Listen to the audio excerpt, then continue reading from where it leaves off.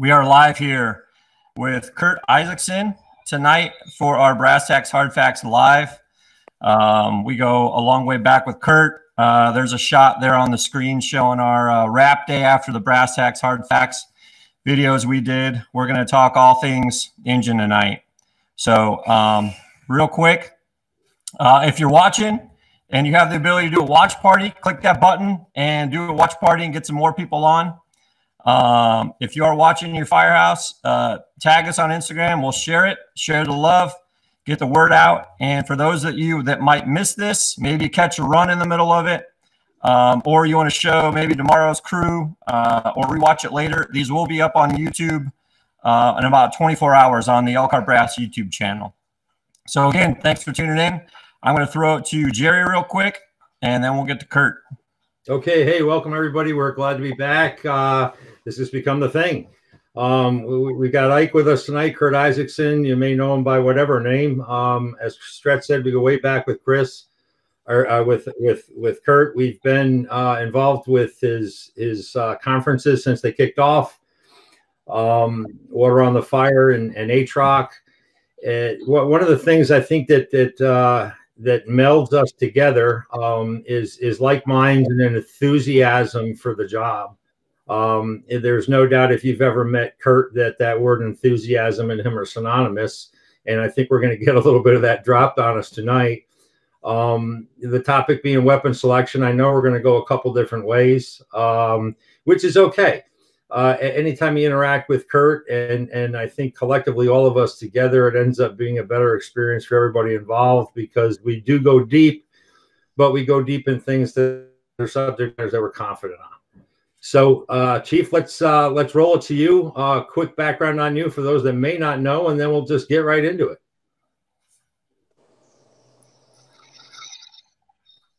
Good to go? It's all you, man.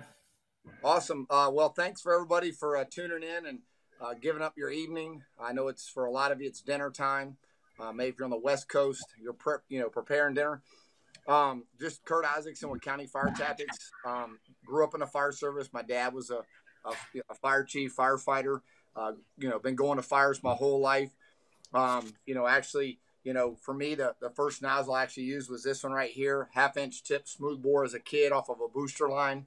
But even as a kid, I always wanted to be on the nozzle. I wanted to flow water. I wanted to put water on a fire. And back in 1992, a guy named Bill Richards really got me obsessed into water delivery. A guy from the Florida State Fire College, and understanding Bill Nelson and Keith Royer and all that stuff. So my love for engine operations goes way back, even before it's become a cool thing. So. Excited to be here tonight with Jerry and Stretch. They're, personal friends of mine, not just because they work for Elkhart, but they love the job like we do. So tonight, I really want to dive into some cool stuff on weapon selection, and I'll get it out there. I think tonight we ought to talk about maybe the American Fire Service is doing overkill. That's right, overkill. It is possibly true that we're flowing too much water on today's fuel packages based on fires that I've seen, based on science. And maybe more is not always better. So as much as we're always dying to get a higher flow and bigger GPM, maybe Detroit and DC been doing it right all along. So I'll just throw that one out there so we can get into some real discussion about water application on burning solid fuels. So tune in for that for the evening. Thanks for that, Curt. The weapon selections episode on Brass Tacks Hard Facts was one of the first ones in the series. Very, very well watched, and for the right reasons. You went deep into the knowledge of the 4 different types of nozzles that the American Fire Service is exposed to. And I think that was the value of it because by and large, all things considered, a lot of people just take into consideration that just because water's coming out, they think they're doing it right. We've all heard that be said. The depth of exposing people, especially if they're in an evaluation arena, to the 4 types, gives them the ability to create the data that they need for change. Why don't you, we don't need to go into the 4 types as much as maybe talk about the experience that your job went through when you made a change, the types of things you went through in your evaluation. Well, back in the mid 90s, sometime around 95 or so, Andy Fredericks started putting out his articles that really motivated me. I was getting them hot off the press when you're waiting at the mailbox to get the magazine before the internet, and I was already into length times width divided by 3, water flow. I was already, being pushed, I was already a fan of the smoothbore, even in the early 90s, based on a fire I had one night, an arson job in Midway. I've talked about it in the past. It was off of New Hope Road. I want to say it was in the spring of 1992, and the Florida State Fire College was up here teaching. But it was really the mid-90s, 96, 97 that I really started diving deep in it. Some people watching may have heard the story, but most probably haven't. It was 97 when I actually went to the Elkhart booth in Jacksonville at the Florida Fire Chiefs show, and I walked up to the Elkhart booth, and a guy named Blair that worked for Elkhart was there, and I wanted some smoothbore nozzles, and I particularly wanted the 7/8. This is 1997. This is 23 years ago, and I asked for the 7/8 then. So anybody that hears me talk about being passionate about the 7/8, it really dives back 23 years in my studies. I don't want to claim to dive as deep as Dennis Laguerre or anybody else, but I did know that I wanted to flow more water, but I wanted a maneuverable line. And even in 1997, I didn't ask for the 15/16. I asked for a 7/8 from Blair, and I still have that nozzle, the Legacy Elkhart, and I asked for an 1.25 inch tip, which is ironic. And, I really didn't even know what I was asking for, other than my dad was from Chicago, and I did some investigation. New York did an 1.125 inch. Chicago did an 1.25 inch, and I was thinking, well, if I get the 7/8, I can, I'm going to be flowing about 150, and that's half of the 300 that the NFPA standard said.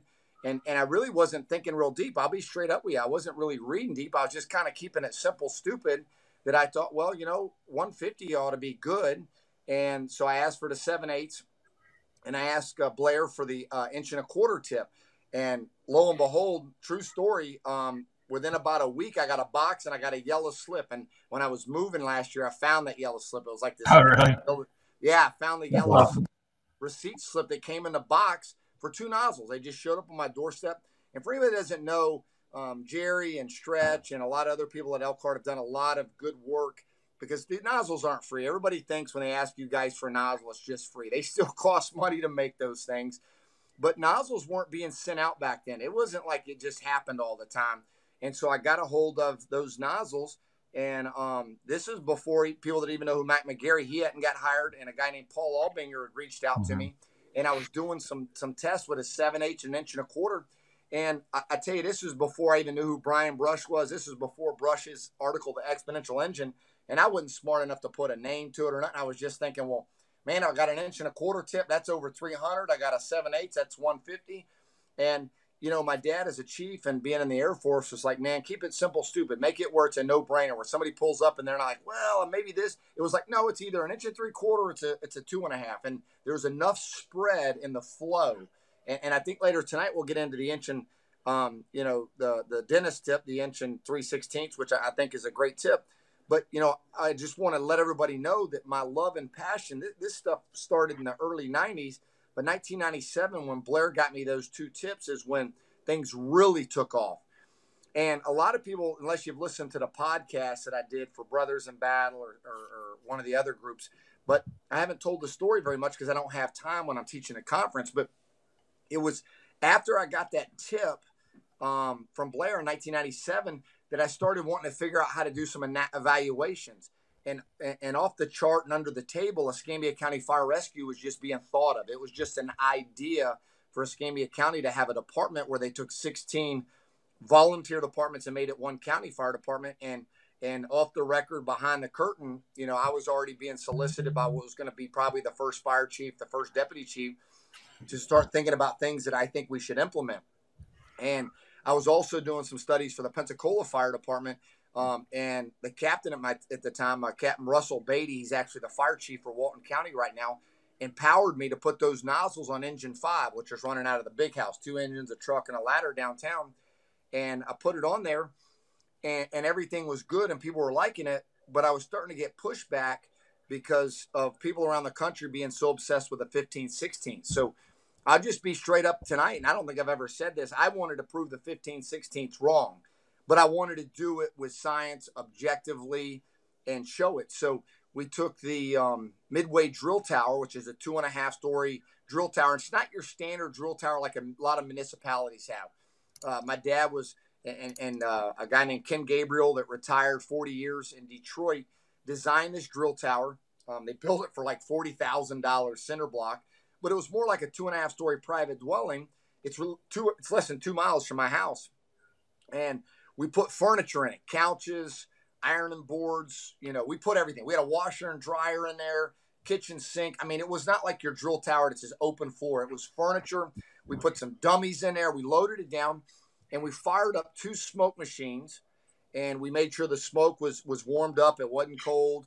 And we had those things full throttle, max output, man. Like, I'm talking zero visibility. I'm talking like a snowstorm. You can't see your hand in front of your face, because I didn't want to be testing a nozzle in a parking lot. I don't go to parking lot fires. I go to building fires, house fires, structure fires. And this is 23 years ago. This is before all this goofy stuff that people all over the country are testing. Like, people are standing out in the parking lot saying, oh, yeah, this feels good. Well, shit, of course it feels good. You're sitting in a parking lot with a set of bunker gear on. You hadn't done shit. I wanted guys with bunker gear, with air packs on. I wanted them stretching it off the rig, doing the most important, hose load in the America to the triple air, the fastest load to stretch and get water on the fire. I slipped that one in there. So we wanted to do this. So we set up the drill tower, and what we wanted to do was we wanted to do the gallons per second test, where we had a flow meter on the intake side of the engine. And when they stretched this line and they got to the front door, we wanted to read them getting water in the grass, getting a flow pressure. And we wanted to see when they went in this building was zero. And we gave them a scenario. The half story was bunk beds, kids are trapped, and the first floor, kitchen fire, pot left on the stove. The first floor is rocking. Second floor and the half story are still survivable. You've got to take over. You've got to occupy. You got to create and maintain survivable space via water application on a first floor of this drill tower. That means you got a water map. And I'm glad Ray already did water mapping. That means you got to wet everything. And the nozzle firefighters assigned had already been trained, of what Ray and Tim Klett and other people had already taught me around the country about getting water through and Andy Fredericks, through the hinges and off the ceiling. I mean, we were doing water mapping at Midway back when I was a kid. That was the thing. Like, we wanted to see if we could wet everything. We used to deflect water off the stairwell to see where it would come, and that was part of our drill. So when they went up there and when they went in the front door, their objective was to be able to advance like a gentleman or a lady as much as possible without shutting the nozzle down, but understand that time is of essence. Seconds count, that we got to get in there. We got to wet the burning solid fuels, and we got to control the first floor. So if it's an urban area, maybe a truck or a rescue's coming in behind you and going straight up the stairs, or you control the first floor, and that door firefighter, which we call an engine search, can be told, hey, we don't need to advance any more forward, go. And they can leave that door position and go straight up the stairs. The backup firefighter, being the officer, can peel off the nozzle. They go upstairs, and the nozzle firefighter makes sure there's no reignition. And that was the gallons per second test. And I could talk about it for just an hour, so I'm going to cut this one a little short. But what we found out, and this is the truth. I mean, I got friends from Midway and Pensacola and Escambia that watch it, so I can't lie. I mean, there's quality assurance here. We found, without a doubt, unequivocally, on a 15/16, when we were PETOing it and pumping it to make sure that people were getting 185, and we were making sure the 7/8, they were getting 160 to 165. Back then, we were always debating whether it was supposed to be 161, 165, 160. But anyways, and we found that they were more aggressive, able to move in without shutting the nozzle down. They were putting more water on the ceiling, the wall, and the floor with a 7/8 and a 15/16. A few fire times they lost control of the 15/16 because their ego got in the way and they didn't back down on the thing. Whereas the 7/8, most everybody could keep it open, not only controlling the first floor, but when asked to advance up the stairs as if it was a 100-year-old Queen Anne Victorian with 4 layers of paint, where the stairwell's burning and the walls are burning. Most of the time with a 7/8, they can leave the nozzle open and push up the staircase, flowing water, getting water into the upper second floor. The 15/16, very rarely could anybody leave the nozzle open.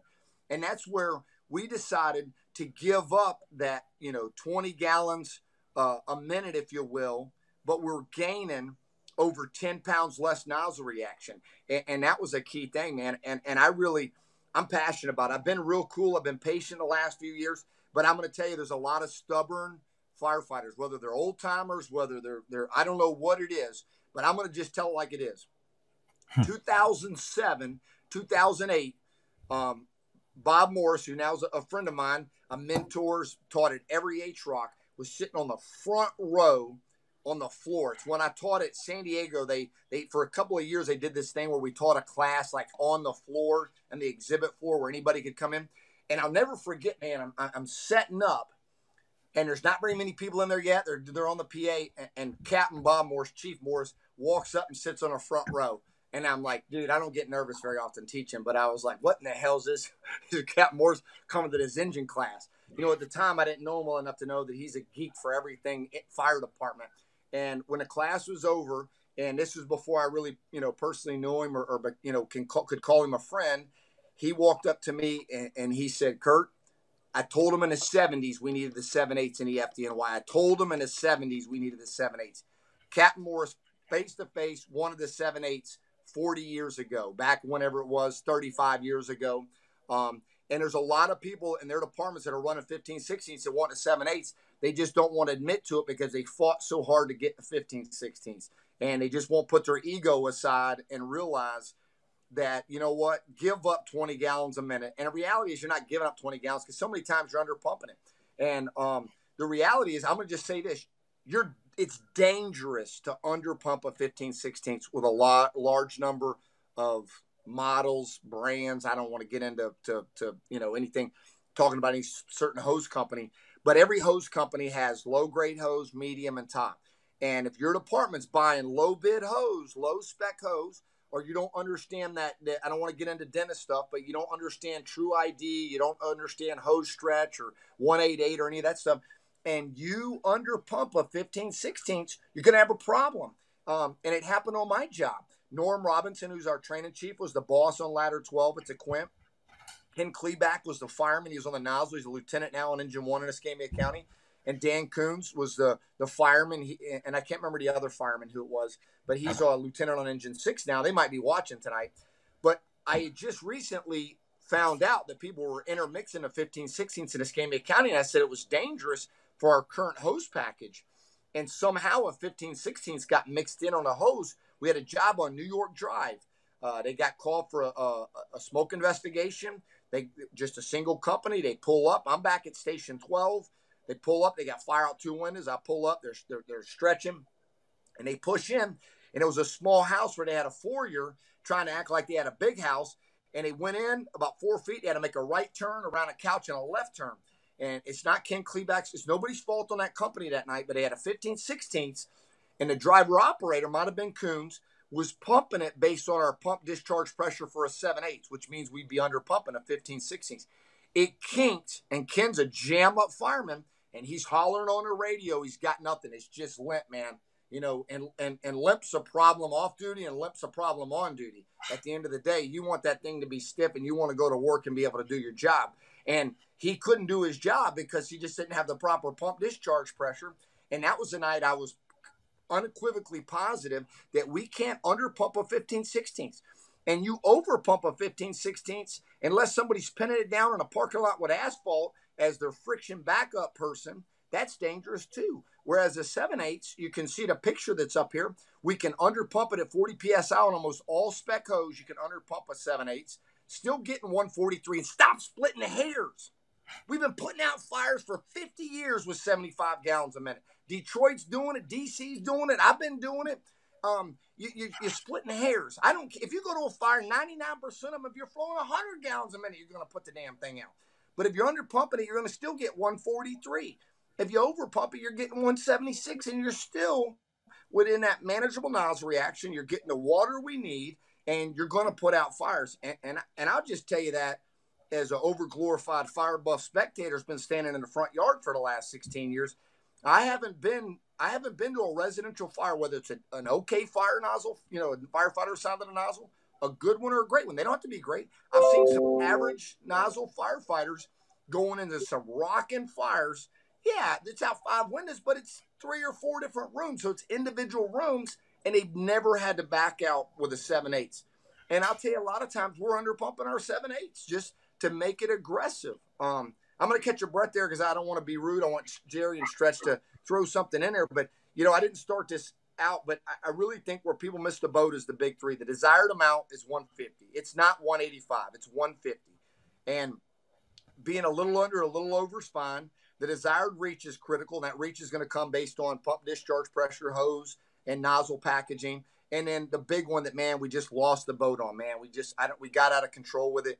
And that's that nozzle reaction. That's that combat mobility, that we can get into the war zone and still be able to move around. So I'm going to throw it back at Jerry and Stretch for a little bit.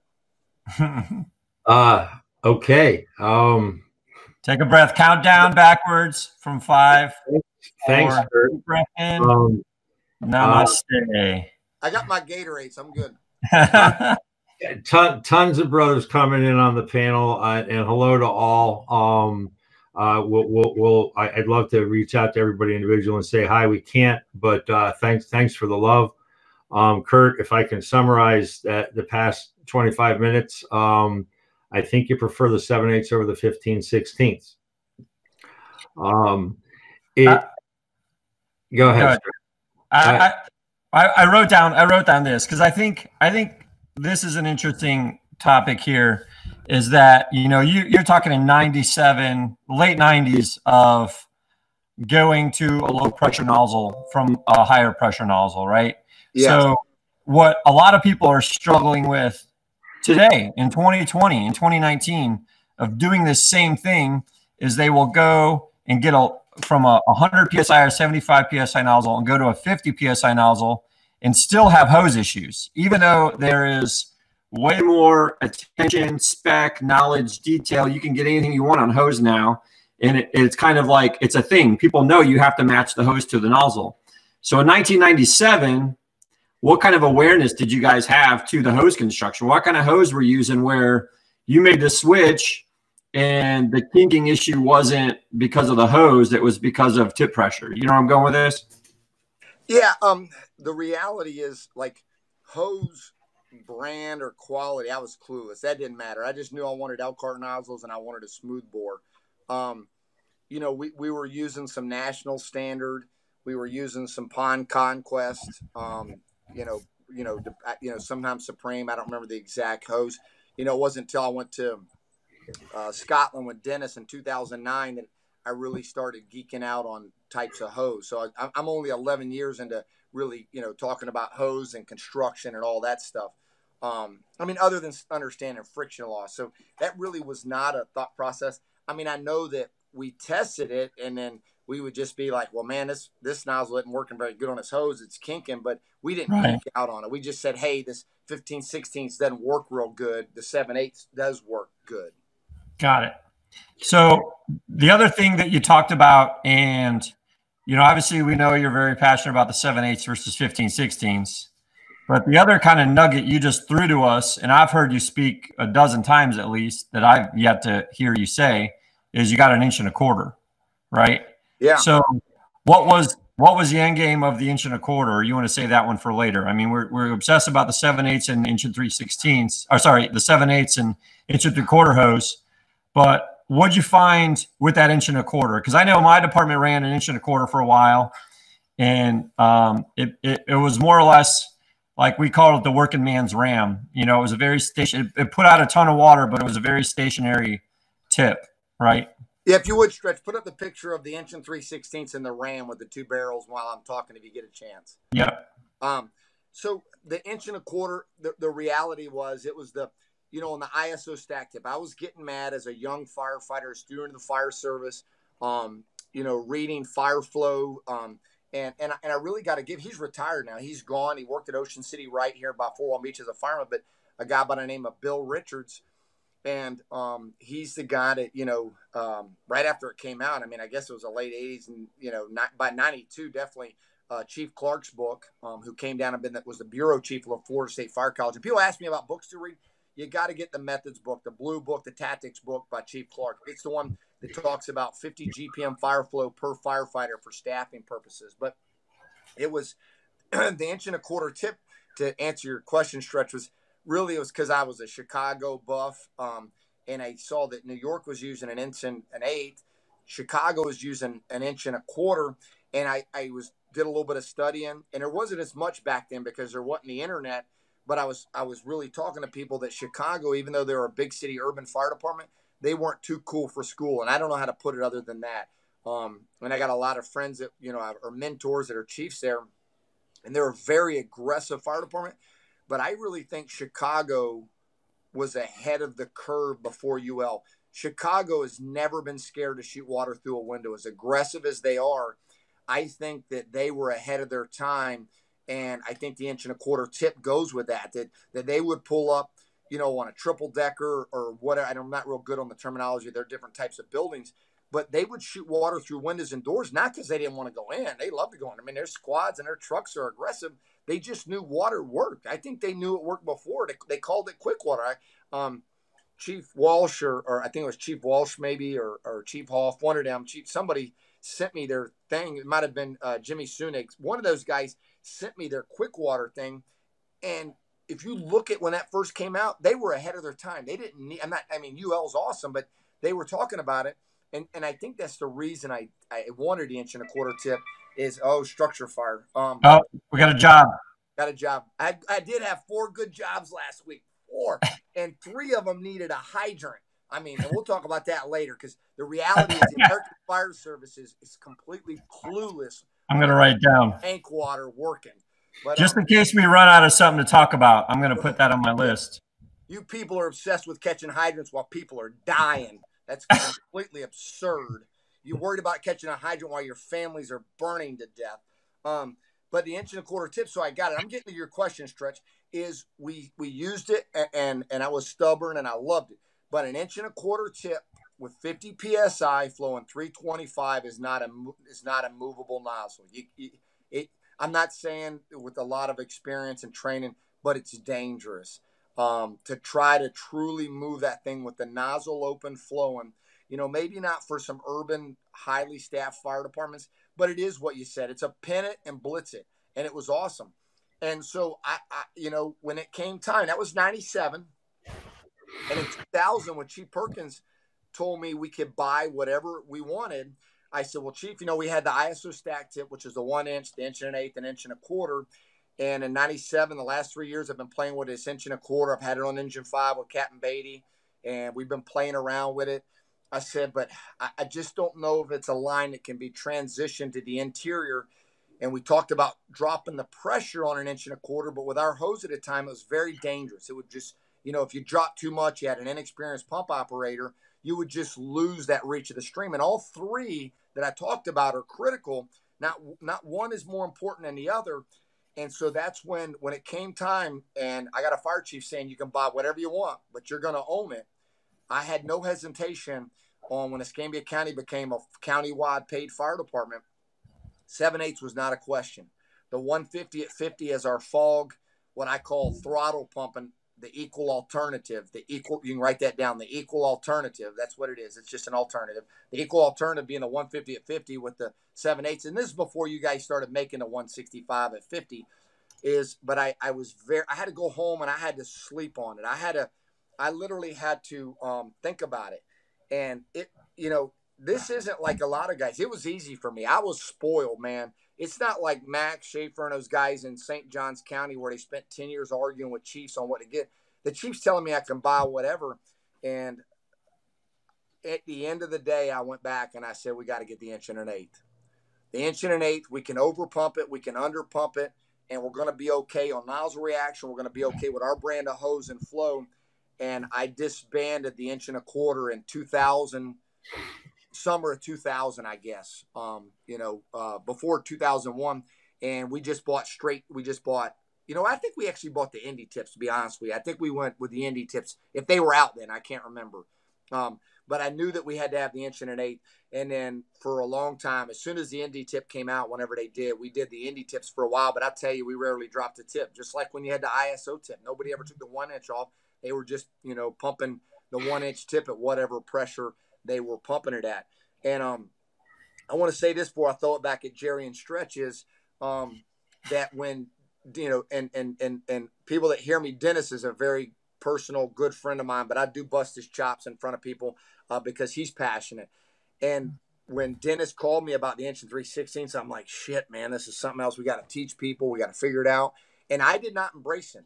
I was not open, but obviously Dennis being a friend, he got me on. He sent me the first prototypes. I didn't like the company that made them, but we won't talk about that. So I put some duct tape on them. We played with them, and I wasn't jumping up and down about it, but I look back and it was my ego. It was like, well, I did this, I did that, but I gave them to the guys. I passed them around the firehouse. I sent them to Station 3, Station 6, to go to people, let them play with them, and I valued their opinion. One of our battalion chiefs, Adam Bobby, he's one of the first guys I sent one to. I gave it to him, and I got their feedback, and they weren't jumping up and down about it. I'm like, well, man, I'm not jumping down. These guys aren't. So we didn't embrace it at first. And I'll have to tell you, the inch and 3/16 has really only been, I don't know how many years it's been out. Time flies. Stretch, how long's the inch and 3/16 been out? What are we on? Probably 2000, almost 5 years. God, time flies. I would say probably less than 2 years I've been a fan of the inch and 3/16, but I think it's because of a budget thing that I always think I don't feel good about telling somebody that that's it, and then they go back to their fire department, and then they're going to argue with their chief to just be spending money to spend money.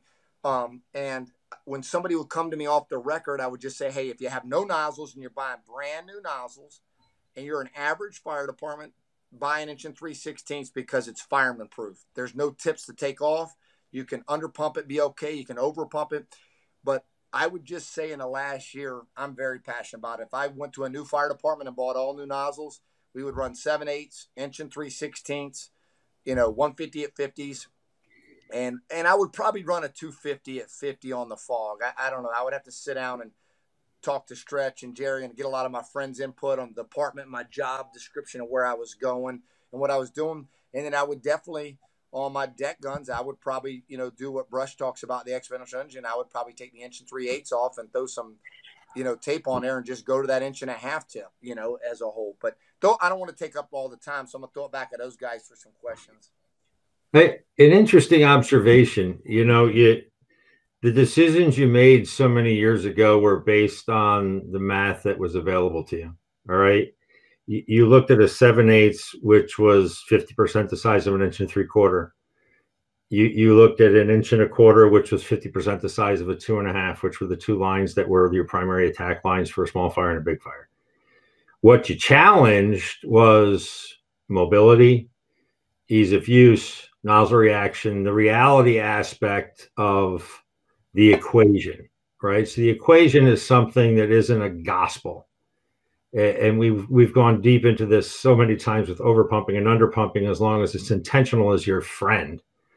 So prior to having all the information that's available today, you drew a conclusion that's comparable to the decisions that are being made today, yet there's still a high percentage of the American Fire Service that are misfiring despite the fact that now the information is available, which is troubling to us. I mean, it's one of the things that keeps us passionate and going forward. But I had to draw that conclusion because how many years ago? That was the late 90s? Yeah, well, it was the 1992 when Bill Richards really got me interested in water flow. And Bill Richards is the guy, and I always like to I hate to throw names, but I got to give credit to people. It was 1992 when Bill Richards talked to me about the ISO tip and the fact that a fire department should take that 1-inch tip off and throw it away. Yeah, without a doubt. And I had that arson job the week of that class. And then, I started reading Andy Fredericks. It was 97 when Blair gave me those nozzles. But Jerry, I'll have to tell you, man, a lot of it for me was luck back then because I didn't have the internet and I didn't have, you guys. I didn't have all this. I had Andy Fredericks articles. I had I can't remember when Fornell's VHS video came out, when the Fornell's book, Fire Stream Management. I don't know when that book came out. Everything runs together for me. But whenever it came out, I got it and read it the year that it was published. I'm a little more lazy these days, but back then I read everything cover to cover. But a lot of it was, I don't know. I just think it was common sense. I don't know. It wasn't, we weren't trying to outshine anybody. We weren't trying to stick with a culture. We were just grassroots, starting from the we didn't know what was wrong. We just wanted to, we already knew we were fighting people against automatic fog nozzles. Well, I think that with the nugget I'm trying to draw here is it took effort, it took work, and it took a conscious look at your reality. It doesn't matter what your staffing is, okay? The line pull is based on the magnitude of fire that you're looking at. You know, the 3-man, 4-man, 5-man, 6-man, whatever it is you have, the fire dictates the line.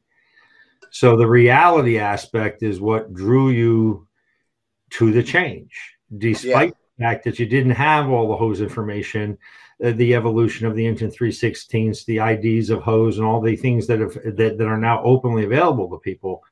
But I think what I'm trying to say is the lesson here, and if you've watched any of the Brass Tacks Hard Facts episodes, you'll come through loud and clear. You cannot get there without doing some work on your world. Oh no, and I will tell you, the people that are watching, you can, don't just listen to me or listen to the guys here. You got to get out and flow water. I mean, water's free through most, people's, municipality. The hydrant, they don't have to pay for water. We flowed a lot of water. We flowed a lot of water at Midway's training facility, a lot of water at Pensacolia's training, and we did a lot of acquired structure training on using, to sales pitch the smoothbore over the fog. And I'll tell you, a few years ago, I stopped arguing about the fog and the smoothbore, but I'm back to maybe being a stronger advocate of the smoothbore than I have been even, 25 years ago. Because in the early 90s, 92 to 95, I would just argue with people like a little stupid little kid. And, somewhere along the way, I got tired of arguing about it. But I'm back to now that it's time that I'm just going to give my opinion. It is what it is. And my opinion is based on nearly 30 years of experimenting, testing, flowing, using it at fires and seeing what's happening. And, I had some good jobs last week, and one job, maybe 10 years ago, I'd have said, stretch it 2.5. And I said, do 1 3/4 inch. And another job, I don't know, 10, 15 years ago, I would have said, hit it with a ram. And I said, hit it with a 2.5. So, and that's another thing, the fire service, let's jump on this, man, is there's 2 types of fires. There really is 2 types of fires. There's one, which is 95+% of all of our fires that we can put out with a tank of water all day long. And in the other 5%, you could have all the hydrants in the world sitting in the front yard, and you're not going to put the building out. Most of our fires that we go to can be extinguished with tank water if we have the proper nozzle paired with the right hose, and we understand pump discharge pressures, and we understand where we're applying that water as a whole. Because I think I'm going to say it like this: the fire service has to graduate. It's interesting you said that. There's Matt Hinkle brought up a question, and I want to throw it up. Let me intro the question. And this is the reality we're talking about. And I want you to address the question, but everybody that they're looking at on the screen right now is of like mind, and the reality aspect of putting something in somebody's hands to evaluate it is absolutely critical.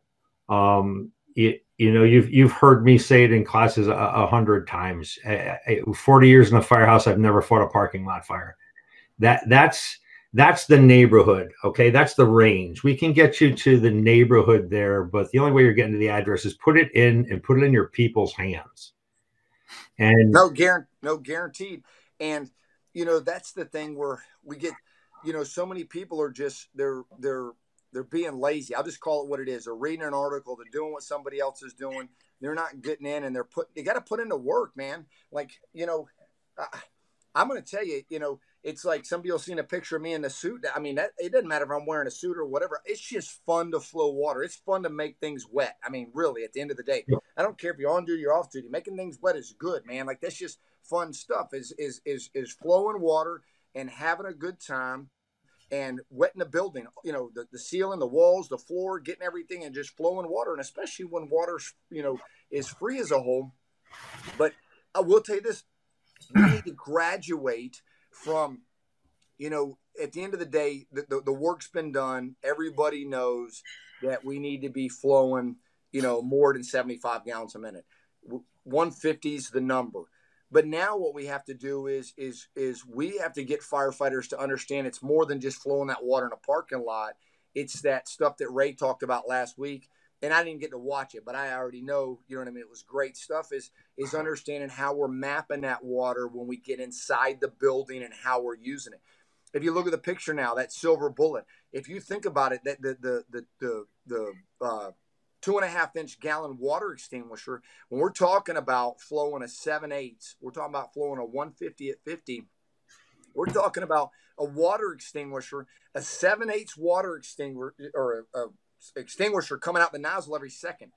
So the fire service has been arguing for years how phenomenal a water can is, how much we can extinguish with a water can, whether it be a kitchen, a couch, a bedroom.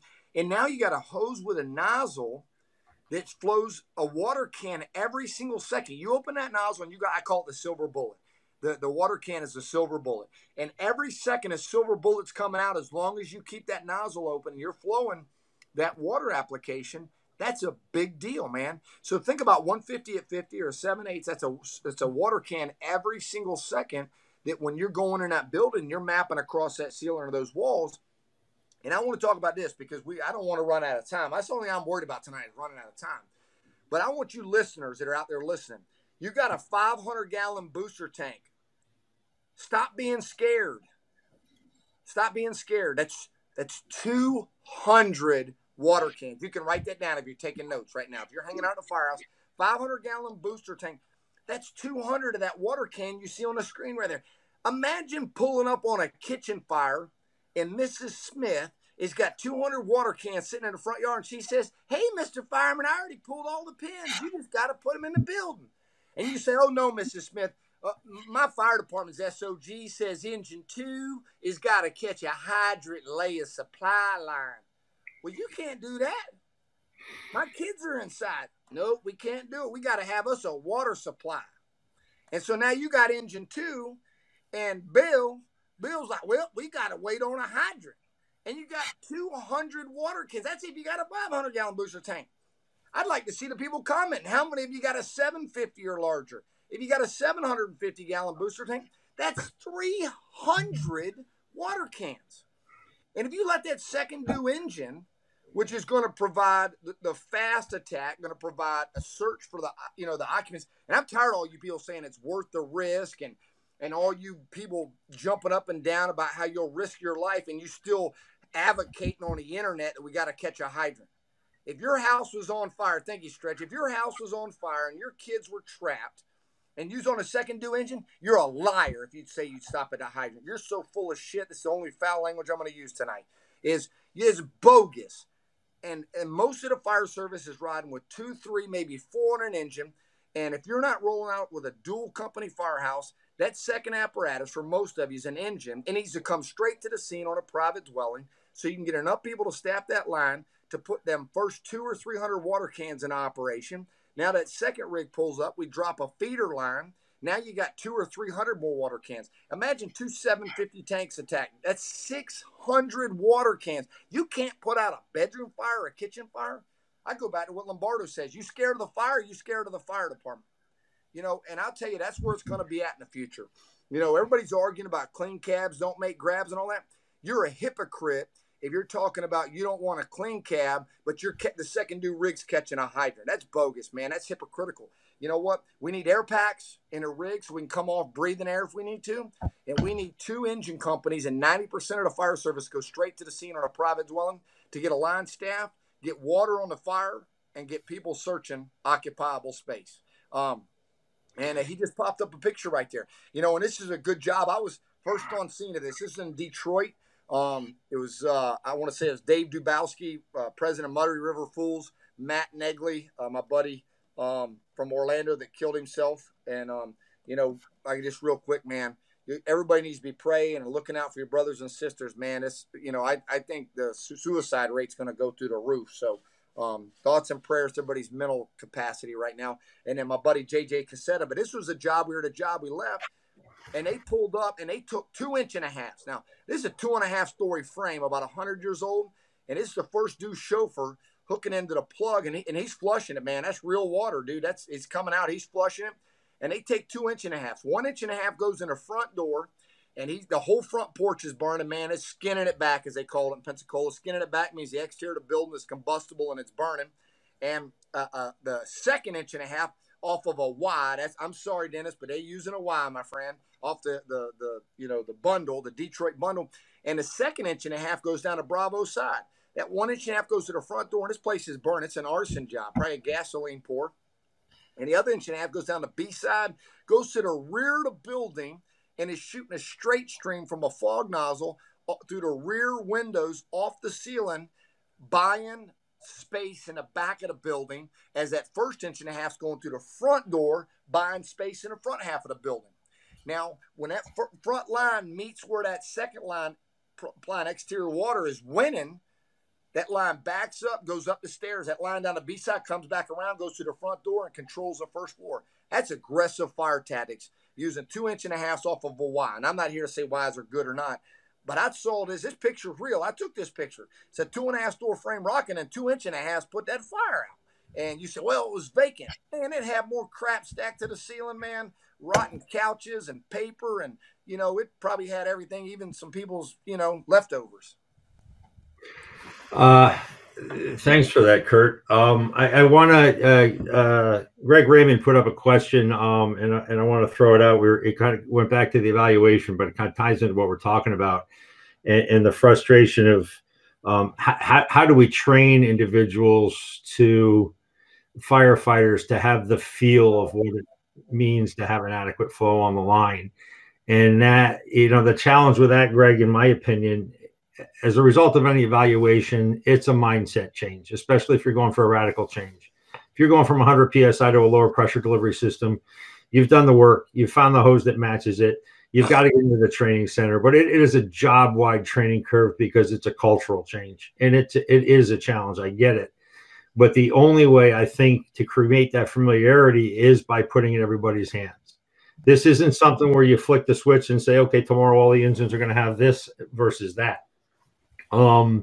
It's a massive undertaking, and one that takes a lot of effort because it's a once in a career opportunity. Nozzle and hose changes are not commodities like toilet paper. You're going to live with this for a long period of time. It's a lot of money. So it's critical that you step back and look at implementation across the job and exposure to the equipment. Chicago's a good example. They're going to make a change. They rotate companies through. They all spend time at the academy, and their exposure to the equipment. And many jobs do that. The accuracy aspect of the trial is what you're presenting to the rank and file. Okay, and it would be driven probably by nozzle reaction. Most line firefighters aren't going to give a damn about the math. We give a damn about the math. What they need to feel is, this is what I'm using now, and this is how much fire it puts out, and this is what you're giving me, and this is how much fire it puts out, and this is how it feels. And it doesn't become much more complicated than that, but the leadership aspect of the phase-in needs to be strong. And if there was, in my experience of working with trials and evaluation committees, if there's division in the committee that's doing the evals, you're going to have division in the rank and file when it comes time for implementation. So look for a broad range of people on the evaluation committee that are both new, mid, and senior, so that when it comes time for the adoption of the new equipment, you've got buy-in from all generations of your job. But it is a lot of work, but it is absolutely worth it. No long answer to your questions, Greg. Sorry. And I'm straight, or Jerry, I'm glad what you said, and that is something that I do I don't take lightly. Is when people come to me and they did a nozzle test and they went with a 15/16 and they spent that money. And you talked about it. You know what I mean? It's not like buying toilet paper. I tell them, hey, you know what, man, just wait a little while. Don't lose your respect to your fire chief. But, obviously they can change out the tip. That's not real expensive. And, when you go with the chief is being able to change out this too. And a lot of people making sure they understand that that's something you can fine tune as your hose changes, if you will. And I think that's a big reason why people that have the 15/16 don't want to change to the 7/8, and I understand that. And that goes back to what we talked about earlier, is people have to do their own work. And they just because one nozzle works for me is not going to work for somebody else. Yep. My organization, our department is ate up with the job, man. We got hose from every hose manufacturer the last time we did a hose evaluation just a few years ago. And we tried it with all of our nozzles, man. We tried it with our 7/8. We threw our 15/16s because we have some of those tips on there. We tried it with our 150s and our 250 at 50s and our 1 1/8 and our 1 3/16. And we did all that stuff. And that is critical. You have to do the work and put in the time, if you will, when we're talking about, things. But I will say that tonight we're talking about weapon selection. We're talking about gallons per second. I do want to say, because this is one thing that more and more that I'm starting to realize is that it's okay for me to have my opinion. I feel like I've finally done it long enough. And my opinion is that 150 is awesome. You don't have to have 185, 200, 210, 150 as an incident commander, a chief officer. And, I do get to go to a lot of fires. I'm blessed. I love that. And I get to watch awesome firefighters work. I cannot think of, or I've not seen a fire where 185 wouldn't have done it when 150 didn't. I haven't seen it.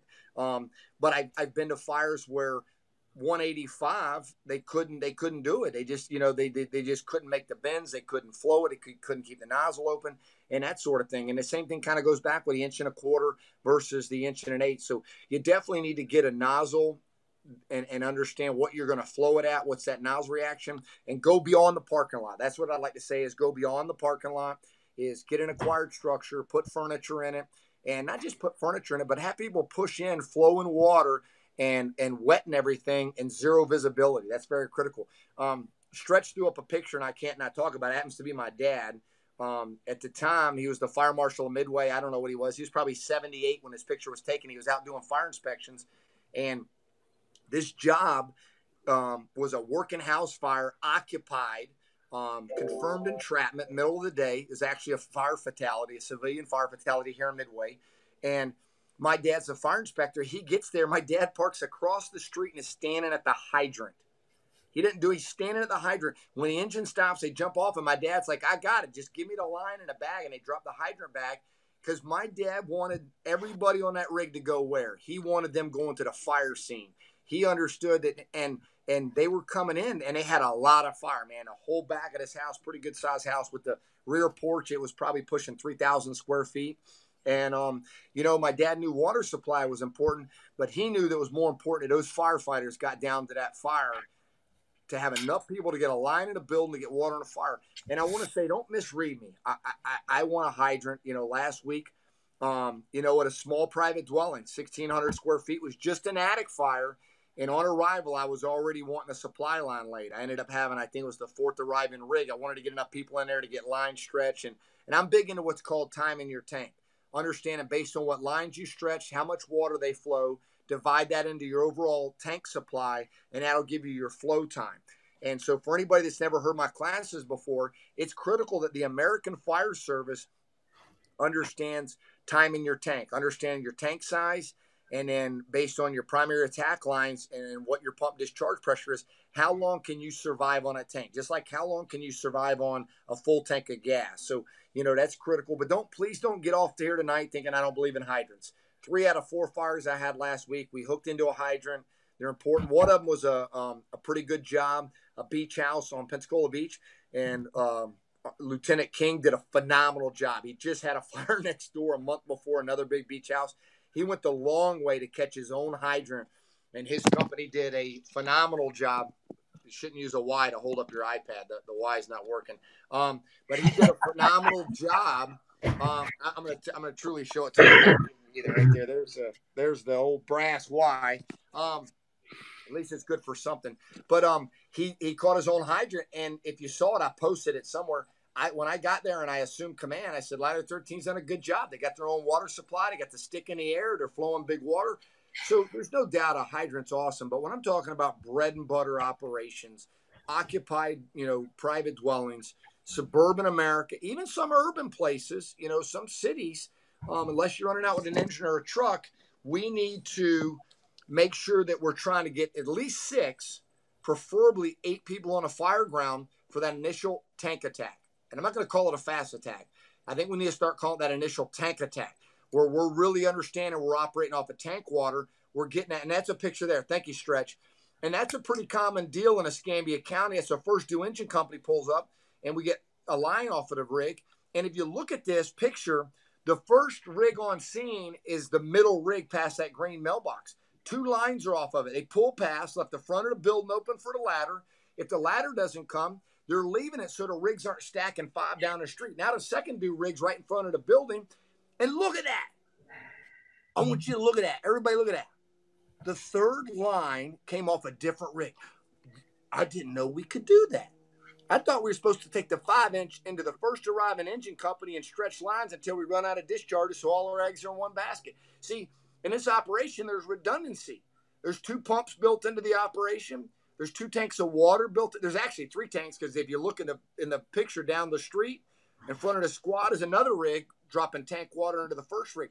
That right there is 2,250 gallons of tank water into that primary attack line and second line, with the third line that I like to call the what-if line coming off the second due rig, and a 5-inch supply is coming into that rig, which is feeding all 3 rigs. So if we do that at every fire and then we pull up on a big job, we now have the ability for a lot of pre-connects off of a bunch of rigs, and we got a bunch of pumps. We got multiple deck guns that can be used. And I'm going to tell you, the fire service has got to stop running their 5-inch into the first arriving rig. You're putting everything's into one pump. Everything's into the be able to only flow 1 deck gun, only flow the pre-connects. And you know, this isn't a class, but I'm very passionate about it.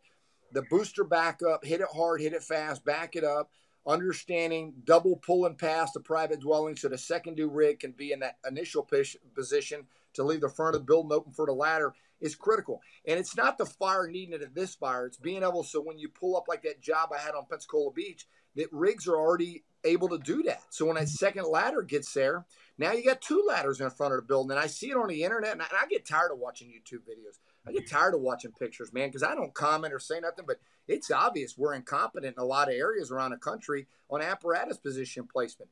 And you know what? More chiefs need to start telling these company officers where to park. And that's been a debate for me. I've had company officers in the past. They get insecure, sensitive, and upset because I tell them where to park. But when you do that year after year, this is what you have. This is a picture I'm proud of. Look at that. If you look at that front wheel on that rig, it's in the driveway. Where do you think the rear wheel is? That rear wheel's a little bit in the grass. If you look at a rig in front of it, man, that's curbside for supply. A tower truck came to this job. I remember this job. It was about 105 heat index. A tower ladder came in and was able to get past all of these rigs and then give us a fast team or RIT team. But if another job came in, guess what? They were able to leave the scene because they didn't have to back out of the block because these rigs didn't park in the middle of the street. They're off to the side, opening up the street. And if we needed a second supply line, a rig could reverse out because we're not parked in the middle of the street. Get that rubber to the side of the road. I mean, that's critical. And I don't want to keep ranting and raving. I'll let Stretch throw in something here. But I tell you, man, I've been working on my Water on the Fire part 2 because I've been teaching Water on the Fire now for the program I've had for 10 years. But my Water on the Fire part 2 is going to, a minute ago, I got sidetracked. We need to graduate. And I'm building a Water on the Fire program that's graduating, where I don't talk about needing 7/8 or 150. It graduates beyond everybody knowing that we need to flow water. It graduates beyond the UL test that we need to shoot water in a window. And it gets into some of this stuff. Where do we put the first 3 lines? When do we stretch 3 lines? When is it okay to use 3 tanks of water before we catch a supply line? You know, when you're standing in the front yard making those time compressed decision makings and you pull up and you got a rocking private dwelling and you're like, you know, you're going to need a hydrant. But right now, I need that 3rd rig more than I need a hydrant. But you got to quickly in your brain think, how far out is the 4th due rig? Is there a set of train tracks? Is there a drawbridge? Could they get in a wreck? And then can I sustain my water based on time in my tank for that 4th due rig? And how far out is that hydrant? Who's going to catch the hydrant? You know, who's driving that rig? Because there's so many dominoes, man, that you got to think about with that. And it's critical, man. And you got to have incident commanders. They're in tune. They're firing on all cylinders. And they're not just there for a paycheck. That, man, when his job came in, they're like, shit, man, this is a Broadway show, and I'm ready to put all the players into the mix, you know? So I'll throw it back at you guys. Yeah, the booster backup's really effective. Particularly some of our fires here, we don't have fire hydrants. So we'll do this right away while a tanker shuttle is established. So your example of getting the tower ladder in there is an awesome example, because for us, a lot of times it's getting a tanker in, or tender, or whatever you call them. So, it's pairing the two tanks together. Now you have options if something fails. The two engineers basically work together to get everything established on the fire gone, line set, lights up, ladders, whatever it might be. But then also that positioning, as your picture shows, is a huge deal of just cheating it over a little bit, particularly on a tight road, is going to give the ability, whether it is a ladder truck or a tanker or something, to get through there. No, guaranteed. And I'll do it, man. I had a job the other morning. It was the second job of the night. And it was, we've been up all night, man. Thank God at 3, and out real quick. This is a nugget for you young guys. When you eat dinner at night at a fire, and they taught me this at 239 North Spring Street in Pensacola. At night, when you're done eating, you do not throw food away. You do not. We've had to teach some of these new guys. You don't throw it away. You put it in the fridge. Because the other night, about 3:30 in the morning, after we had that beach house fire, we're at Station 12 eating spaghetti at 3:30, 4 o'clock in the morning, like a full plate of spaghetti. An hour later, we're banged out on another rocking job that we were at for a couple hours. But we had that fire. Third due rig pulls up, and instead of having them pull behind the second rig, I had them 30-degree 45 in the yard and pull past at a 45 degree, so the pump panel's lining up with the officer side of that first due rig. I didn't need to do that. It's to create a culture in my organization that rigs don't have to be parked in any traditional fashion or way. That we're not going to the fairgrounds and we're not parking between white lines. I'm going to say that again. We're not going to the fairgrounds, parking between the white lines. We're parking where we need to park, where we want to park. We own a house, we own a driveway, we own a neighborhood. It's ours. We park the fire trucks where we want to park. And sometimes that means beaching a tower ladder or a stick in a driveway if it's justifiable. And sometimes my guys have figured it out. I have them do crap sometimes that we don't need to do at that fire, just so they do it. So when we need to do it, it's not off the case. And I'll have them move trash cans, and they'll be pulling up. They'll want to stop, and I'll make them stay in a rig. It's just to create patience. Nope, 2 more feet, and they'll try to get off. Nope, I want 1 more. And all I'm doing is teaching them the importance of that apparatus placement, and 1 more foot matters on where you're positioning that rig, whether it's stretching a line, whether it's a feeder line. And I want to tell you this too. So the other night on the job, and this is another nugget, man, that you just don't see people doing. So the 4th due rig catches the hydrant, and they lay in. So we already got we got a ladder company. We got 3 engines on scene. The tower ladder wasn't there yet. We had 3 engines, and we had a ladder truck there. And so the 4th engine catches a 5-inch, and they hook the 4-way up, and they lay up.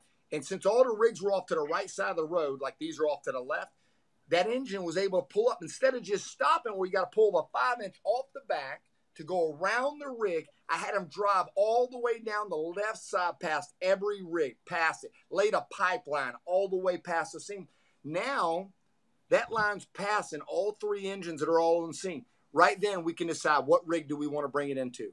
And then you pick what coupling, and when you break it, you take it straight to the piston intake. You're not having to break it off the back of the rig and pull it around the rig like so many people want to do. It's just like when you catch a hydrant. You want the engine company to pull 10 feet past the hydrant. The rear tearboard needs to pull past the hydrant so we can pull the 5-inch off the back and go to the plug, not pull off of it and then go around the side of the rig, which I see that happening all the time. And those are a little attention to detail on engine company operations to make you a professional engine company. So when we get these rigs off to the side and somebody's laying that supply line, let them just lay that engine past the scene. And I did this in Destin back in 2006 when I was training them as suburban fire department down near Destin near Panama City. And I would have it where one engine would lay a double line. They would forward in and reverse out. And they would pass the scene, and it would catch the first hydrant with a 4-way. They'd drive past the scene because they had good hydrant spacing. And then they would reverse out to the rear reverse hydrant and hook up. And now they would break it. One line would go into one rig, one line into the other rig, or 2 lines into one rig, depending on what they want. And that's another engine company operation when we're talking about laying supply lines that more departments need to get in the habit of just driving that engine, laying a line past all the scene, past the rigs, instead of just pulling in sequence or in line. Now you're positioning that supply engine. Not only have you laid a supply line most of the time being forward, you set them up to be able to drop their tank or deck gun it, and then also to be able to reverse out for a second water supply. So, that's a critical thing there too. And I'll pass it back to you guys. Let me just throw something out. Been a lot of questions about when we're talking about evals and 7/8 on 188 hose. And I'll answer for the group because I think the answer is going to be the same.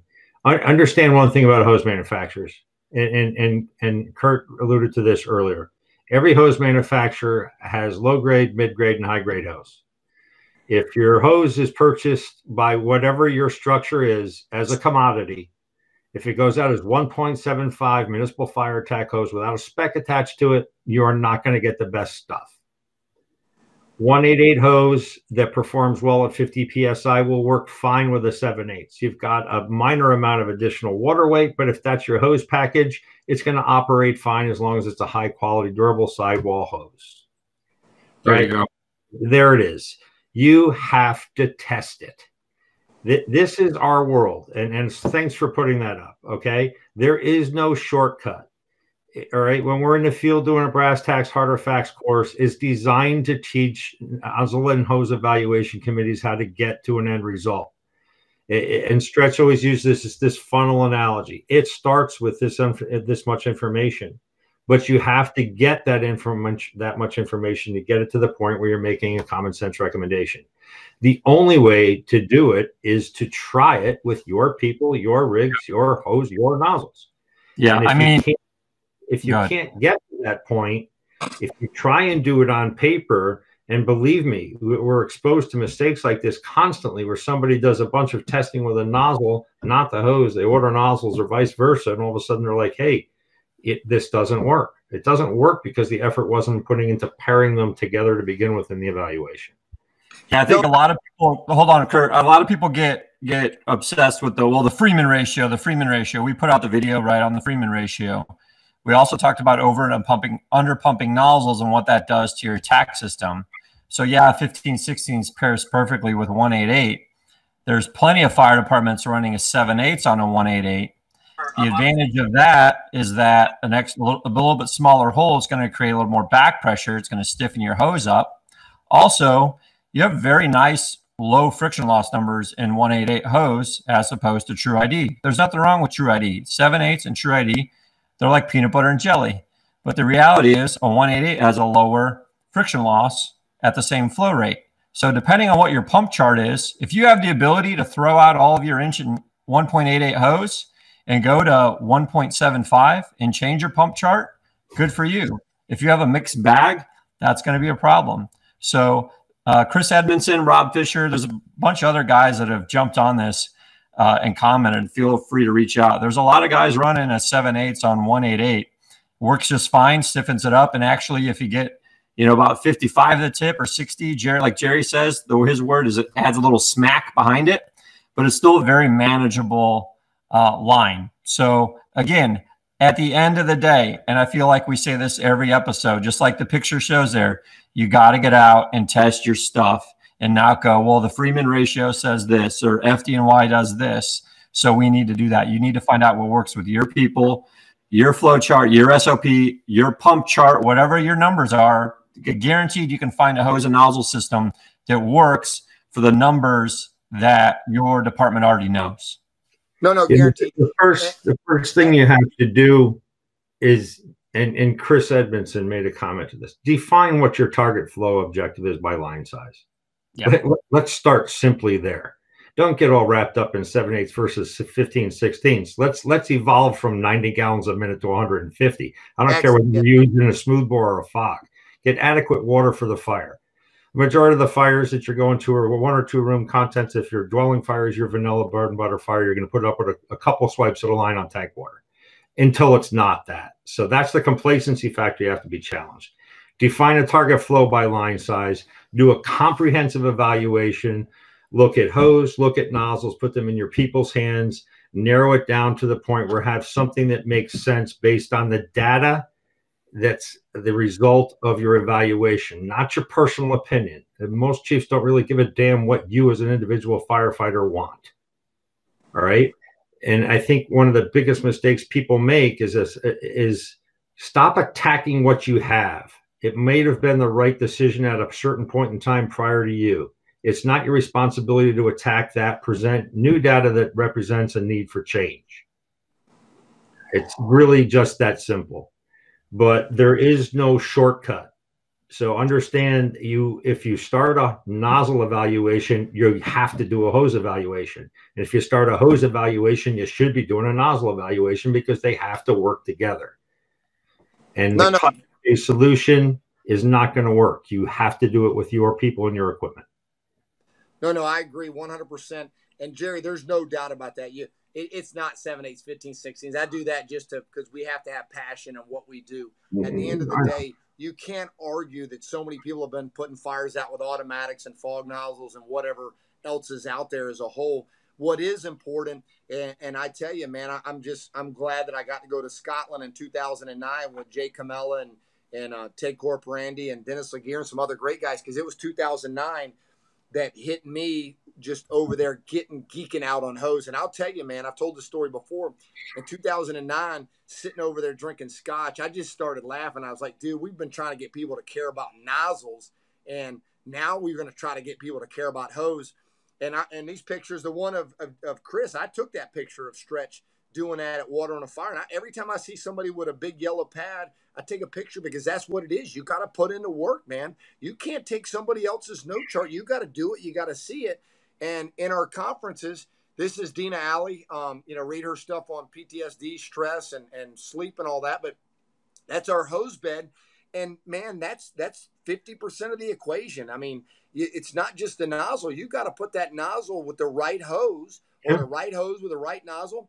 And too many people buy great nozzles. They pick the right tip or the right, the right on the fog, whether it's a smoothbore or fog, but they hook it to the wrong hose. And it's not bad hose. It's just, it's the hose they have. And you've got to be thinking about your hose and nozzle package as a whole. So if you've already got hose and you're not buying hose, test the nozzles with your hose. Yep. If it's a full change out, phenomenal, man. That's a great deal. But not everybody has that option to do a full change out. And I will say this, that in today's fire services, your department's already good at stretching the way you load your hose. Get over changing your hose load and just get on board of bringing those lower expectation, those lower par employees up to the average thing. Because, we use the AAA air load in Escambia County. And I'm telling you, man, I would still to this day fight going anything else, because we go to too many fires where our firefighters do a phenomenal job with it. And tomorrow, I don't care what hose load you think the best is. You give it to us, we're going to have some bad shit happen at a lot of fires over the next couple of months. And we're going to have to spend thousands of hours to get back to where we are, that we can't be spending on standpipe operations or vertical stretches, or, commercial fire attack with 2.5s with 2 or 3 companies. So at the end of the day, man, you really got to think of where you're going to invest your time in your hose and nozzle studies, and then also and making your department better. What's most important is just doing that daily stretch. And this is a great picture here. This is a good job. My buddy JJ Cassetta was riding with me, and we pull up first. And 2-car garage fully involved. It's in the attic. There's 3 cars in a driveway. There's a car in a garage. This place is rocking. And, this is what I call non-traditional tactics. And I said it earlier. We, the fire service, in relation to water application, engine company operations, we can't be scared to run out of water. You cannot be scared to run out of water. A fire has a price tag. And I believe in foundational tactics dating back to Freed's book. Most of the time, you staff the first line and get it operating properly. But if they can't go in the building because the 2-car garage is fully involved, and literally there's a wall of fire between you and the front door that you're going to make entry, and I don't have other pictures on here. There's a guy doing VES of what we think is an occupied bedroom, so we're not delaying search and survivable space. But what we have to do is create survivable space. And so the lieutenant, which is flowing an 1.125" probably tip. He's probably flowing an 1.125". But anyways, he's flowing about 5 gallons a second. He's blitzing the crap. And it's just a 50-foot section of 2.5 that Lieutenant Shaw's on. He's on a 2.5 with a 50-foot section off the pump panel discharge. He just rolled it out. And he's off his booster tank. But he's only going to hit this thing for about 30 or 40 seconds while this firefighter's stretching the primary 7/8 red line. And it only takes one person to stretch that triple layer. So the other firefighter is going to stretch the second line. Now I want to talk about his fire for a second. The lieutenant knocks down, he doesn't extinguish, he just knocks down that bulk of that 2-car garage. And I got some phenomenal pictures. I mean, JJ's one hell of a fire buff photographer standing in the front yard. I hope he's watching. But anyways, he blitzes that thing. Within 60 seconds, the lieutenant shuts it down. The firefighter on the right takes that line to the front door. They call for water. He masks up. Him as the nozzle firefighter, the lieutenant in the bottom right of the picture, back him up to push him. This firefighter on the left is designated as the door firefighter, even though he's off a ladder 12. He stretches that second line. I don't want to call it a backup, but it is, to the front door. And now he's the door person feeding the hose on that red line, but he's already got his backup line with him if there's a collapse, vent point ignition, you know, whatever the case may be. So we didn't waste time just because some textbook said that they couldn't stretch a second line until the first line. They're making the most of their time while they're letting the water do the work from that 50-foot to 2.5 off of tank water. They knocked that bulk of fire down. They went in the front door, pushed down a hallway. They got the bedroom on the left because the bedrooms on the right were the A side, and they were being searched by VES. So that is the ultimate. We say that the working man's RAM, the blue collar RAM. I had a captain I float a lot with here locally that would keep 50-foot rolled up in the side dunnage compartment or the hose trough right next to the pump panel, hooked up with the reducer, and would spin that out. He put I think 1.25 inches on it, over pumped it. Jerry, we've done this a bunch of times in demos. Yep. Over pump that tip, you're going to get over 400 gallons a minute. So you hear, well, I can't afford a RAM. You know, I don't have a blitz line. You got to get creative. There's ways to make it happen. No, guaranteed, 100%. And, you know, the thing is, we've got to graduate and understand the time in our tank. We got to understand that weapon selection, the weapon we're using. I mean, how long can we sustain its operation based on the initial tank, the second tank? And what would the time be if we let the third rig lay a supply line, or we were willing to wait for that fourth rig, you know, to lay a supply line? Those are critical because I'm telling you, more than ever before, the fire ground needs water now. We can't wait for water application anymore. The days of Mickey Mousing around and all of that are over. We need rapid stretching, and we need to put water in a fire ground. As a whole, man, it really is what we got to do is we've got to be good at stretching lines. And I realize that EMS is important, and I realize that the coronavirus shit's bad and we got to wear our PPE, but we, the fire service, have to demand excellent engine company operations. And it's going to start with weapon selection. And weapon selection, I do want to say this because I'm with Elkhart and my friends with them, is not just the nozzle. Weapon selection, we have to graduate to including the hose feeding that water to it, you know, just like ammunition. You have to have the right ammunition and a gun if you want to fire properly. And we've got to get that tuned in as a whole. And pre-connects aren't bad. I love bulk beds, but you got to do what your fire department uses. There's a lot of fire departments doing great work off pre-connects.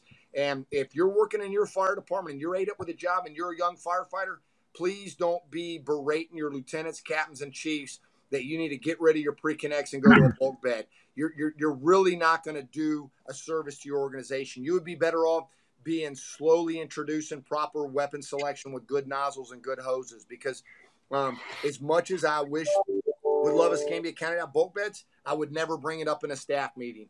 Our department, just the fires we go to, they do a great job with the way our pre-connects or cross lasers are set up and our bumper lines, and our firefighters, I'm going to just say it, they've invested thousands of hours across the board over 20 years to be great at what we currently have, and to ask them to change something just because I'm an ate-up fire buff and I travel the country and I'd love to have 69 engines hose bed from Harlem, I'm just not going to do it. So that's a nugget to the younger firefighter that, and it kind of goes with what Jerry said is, you know, just because I like a 7/8, that might not be right for you.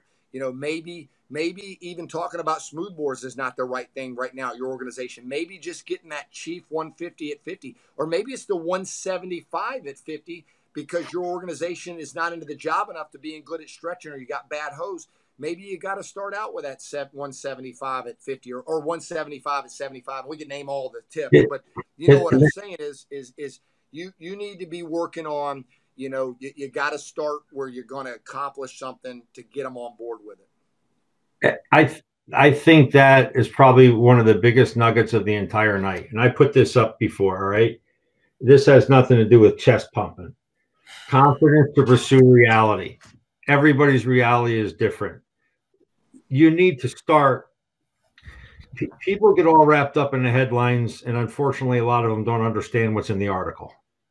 All right. They're talking about static beds and this and that and modifying hose loads, and they're flowing 95 gallons a minute with 100 PSI automatic. Let's get the adequate water for the fire you go to, deployable in a realistic amount of time from the time the first engine arrives and hits an air brake and you're at the door ready to make entry. That's your objective with adequate flow. You can get into the design of the nozzle after that. Let's identify the target flow by line size. We've got over 12 people in the field flowing water 60, 70 times a year at fire departments. And the most common answer to what are you flowing out of that line is the pump discharge pressure. Think about what I just said. If I asked you, what are you flowing out of that line, and your chauffeur answered with the PDP, you've got a bigger problem than what design nozzle you're dealing with. They have no clue. And that it's an educational approach. And that's where the challenge is. It takes leadership, and you have to approach that. But please, for the love of God, just define a target flow by line size. Start there and test to that. Get to the point where you have an adequate flow. 150 minimum on 1.5 nut, 250 minimum on a 2.5 inch nut. It's really pretty simple. If you don't have a meter, we'll send you one. Flow test it. No, then guaranteed. Design and all the other, frosting on the cake. No, guaranteed. And there's a picture of two of my mentors and my friends just, kidding around engine and truck talk. But this is so true, man. It's like it's all cool and it's fun to be, Kevin's story is a very good friend of mine, and he loves the 15/16s. And Kevin's been to more fires than I'll ever go to. He's been to bigger fires than I'll ever go to. How am I going to argue with Kevin's story from Houston? It's been into the job and was into engine stuff before it was cool. Man, I think that's a good example where it's just an opinion based on your experiences, and other people are going to have other experiences as a whole. And this picture is supposed to make it light and make it funny. And we sometimes can't take ourselves too serious. And you really got to do kind of what Jerry said, and you got to do where Stretch was putting them numbers up on that yellow notepad, is you got to look at your rigs, your hose, what's your realistic budget going to be? How long is it going to be before you could buy nozzles again? You got to get it right the first time. I'll go back to the first 15 minutes when Stretch asked me about the 1 1/4 and the 1 1/8. I mean, when a chief put me on the spot, I had to go home and sit down and think about it, man. Like, you wish to be able to make the decision, and somebody says you can make the decision, but you're going to own it. I mean, that's a big deal. So, if I right now, there's places in this country, if I were to go in there, I probably wouldn't even try to introduce smooth bores for over a year. I would just try to get whatever I could, the 150 at 50 or the 175, and just teach them right for reach and understanding water mapping and water application and that sort of thing, and not get wrapped around the axles and splitting hairs and get too big in the weeds. I'm glad you said the whole thing about being in the weeds. The people that do what we do, that teach at this level and expose information at this level, we live in the weeds, and people get into the weeds maybe sometimes prematurely. And that's why I'm talking about let's start something simple. How about a target flow by line size? Let's not start getting into the Freeman ratio doesn't put out fire, and it's not a principle, by the way. It's a theory. All right, and one that's proved or disproved every day in every evaluation we're talking about. So it's not a principle. It is a theory. It's a guide. It's math that, in Curt's example, brought them to a point where they veered away from it. Look at Dennis's foundational work. I mean, landmark work with hose diameters.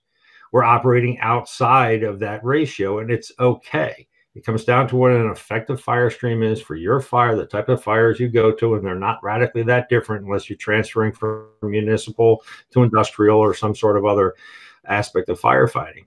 But start small, right? How's that saying go? Progress, not perfection. Mm-hmm. Identify a target flow and have it be adequate for today's fire. I don't care if it's too much for a couple swipes on a single room and content fire. Someday you're going to be balls deep and there's going to be 3 or 4 rooms going, and you're going to be damn glad you had an adequate flow. Otherwise, you're going to get pushed out. No, guaranteed. Hey, Curt, you sent a photo. It's got some markings in the depth of a commercial building. Can I put that up? Can we talk about that for a minute? No, guaranteed. Put it up. That's in Ohio. I took that picture. That was the UL test on the strip malls. And that's just, not only are we talking about flows and nozzle reaction, that reach. And you got to evaluate that reach when you start putting kinks in it. You're out in the parking lot, you better be putting kinks in it, using some 8mm with a double barrel on there so you can control the kinks and kink it down. And I'd just like to say, for anybody that wants to know your flow, on kinking and water flow, I did a thing. It's on County Fire Tech. You go to the top right, just put in know your flow. But it was when we were doing some nozzle tip comparisons where we were kinking it. And based on the tip and the hose kinking, we weren't getting the reach. We were getting, 10, 15, 20 feet. So you got to ask yourself whether it's an 1 1/8 inch, 1 3/16, 1 1/4. You can be flowing all the water in the world, but if that's not getting past the 30-foot or the 40-foot mark, look at the back of that building. That's 70 feet back there to those freezers. That fire starts in that back office area. Unless you're going through the rear of the building, you're not getting water back there. And I assume that, Ray, talked about it last week, on drop ceilings and all that other stuff, a lot of things that we've been experimenting with. Ray has, UL has. I've gotten quite a few structures over the years where we did some tests on different nozzle tips and sizes and where that water's going. And there's more work to be done on getting a fire service understanding getting water where it needs to go in a commercial building with a drop ceiling based on pressures, tips, and water patterns, and also flanking. So I think I took this picture. I love it. It's phenomenal just to get to really understand why I think we have failed for decades in commercial occupancies is we most likely were flowing the GPM. We were flowing the water. We just weren't getting the water where it needed to go. I think a lot of commercial buildings have burned down that 1 3/4 probably would have put them out if we were able to have let them go in there. And I understand why, collapse and all that. But a lot of times it wasn't that we weren't flowing enough water. We just weren't putting the water where it needed to go. What are your big three? The big three. I just talked to Daryl. Just called me yesterday, and we were kind of recapping his episode, and he kind of became a believer out of this. And maybe we'll make this a future episode. Is like after that ghost ship fire, where it became reach was the issue, right? So that bigger line, or going to a RAM or a portable monitor or something like that, in a deep-seated commercial building like this here, it's getting the water back and up. That higher caliber stream, although you might not need the actual GPM, you need it for the volume and the velocity for the reach into the building. No, guaranteed, 100%. Yeah, and there's the danger of the complacency of the residential footprint. I mean, you see this a lot in the standpipe operation when it comes down to understanding what's the best line off a standpipe. By and large, obviously, it's designed for a 2.5 inch line. Dennis and I have talked about this frequently, and you go on an open floor plane commercial off a standpipe, and a RAM is your friend, and not something. I like Dennis's analogy. Once you start with something that big, don't replace it with something smaller. Keep it flowing up overhead and move in with the hand line underneath it. Volume and reach on a large body of fire, it makes sense. Just think of why you would use a deck on a tower ladder or ladder pipe or something like that. That's, it's, dare I say the cliche, big fire, big water. No, guaranteed. You need volume and reach. And if you would, Stretch, put up the picture of the fire with the private dwelling where we lost the 4 kids. You know what picture I'm talking about? Yeah, I'm getting it right now. So, and there's another slide that Stretch, I think, actually made it, where I talk about water creates and maintains survivable space. Was this it here? Yeah. Sorry, I don't have that one you popped up quote, or that quote you popped up, but I have this. So, this is the fire that I've talked about before where we lost 4 kids. This picture here was taken by my chauffeur. He was on light duty at driver. And this is us pulling up in a parking lot across the street. When it's got dispatched, I knew the address because I'd been to a fire across the street and across the corner. So I've been to working fire in 3 of the 4 corners on this intersection. But this fire happens, early in the morning, whatever it was, 4 o'clock in the morning. Dispatchers are hollering. It's the only time I ever told somebody driving for me to go faster. And this was a fire where the booster backup was used. Engine 17 is responding with a crew of 4. I would like to say Engine 17 under Lieutenant Brian Rickles that day with the brand new firefighter, this first shift. Think about this now. I hope y'all are listening. First shift, Engine 17, Lieutenant Rickles has got him out all afternoon stretching the triple layer. And he takes him to a vacant where it's got a chain link fence, just like you see here with a chain link fence. And practice the triple split on the triple layer where the loop goes one way, the nozzle goes the other. And they train all afternoon, not knowing that shift, that night, they would go to bed. And this new young firefighter, try not to call them kids, this new young firefighter is stretching on a building. And this is what you see on arrival. And there's 4 kids trapped inside. There's no doubt. People are screaming. Neighbors are going crazy. And that's where when somebody gets hired and you're an officer, what do you do on day one? What are you going to train them on? You're going to train them if you're on an engine company on stretching a line. Andy Frederick said, you know what? A defibrillator might save 1, a nozzle might save 100. And so they pull up and they stretch it. And so I'm going to ask you right now, 4 kids are trapped in the only room that doesn't have fire venting out it. The only room that did not have fire venting out it is on the other side of the building. It'd be easy to pull up on this and say defensive operations fully involved, but we didn't do that. And as we were responding, make a long story short, I communicated who's going to get there first. And I told him, hit it hard, hit it fast, and get as much water. I said that over the radio. It's recorded. I'm like on the radio saying, come off the rig, breathe in air. Come off this rig like it's your family. And Lieutenant Rickles going to pull up. They do a phenomenal job. They stretch 1 3/4 inch. They stretch a 2nd inch. Not foundational tactics. 2 3/4 simultaneously stretch, 4-person engine company off a 750-gallon booster tank. I get out of the car. There's nothing to command. There's nothing. They already know what to do based on training, based on previous fires. I grab a 50-foot donut roll like that picture earlier. I roll it out. I hand a female coupling to Peter Welch. He hooks it into the discharge. I grab my own nozzle. I spin it on, and I said, hit it. And as a chief, if you look at the far right of the picture, you'll see the chain link fence is off gassing. That's from the steel frame. And right at the gate, by that thing, I pin a 2.5 down. I can see the building, and engine 3 pulls up, and I'm blitzing it with a 2.5. We're hitting it with 2 3/4 off of 750 gallons of water. That's gallons per second. We're trying to create and maintain. We're trying to maintain the survival space at a 1-bedroom that we don't even know that they're in that bedroom, but we just got to assume we got to give them a chance. We got to create survivable space because if we're going to send people in that bedroom, we may need them to be able to get out in the hallway or something. Engine 3 is coming in. Do you want engine 3 catching a hydrant for this fire? No. We need engine 3 coming straight in because we need 1,500 gallons of water to divide by 2 3/4 and a 2.5. And don't really count the 2.5 because I'm only going to drop about 250 out of it. It's just to give it that punch in the face, man. Just to take the energy out of this fire. Just take the energy out of that attic space is what I want to do. I want that hydraulic truck work, that 1.1/8 going through that old wood frame. Just imagine that wood frame wooden gable that 1 3/4 is probably not going to get water, but that 2.5 is going to blow the old wood frame 80 years old, and I'm getting water in that attic. It's going to do its job, and it's going to rain through that tongue and groove, and that's what I want to do with that 2.5.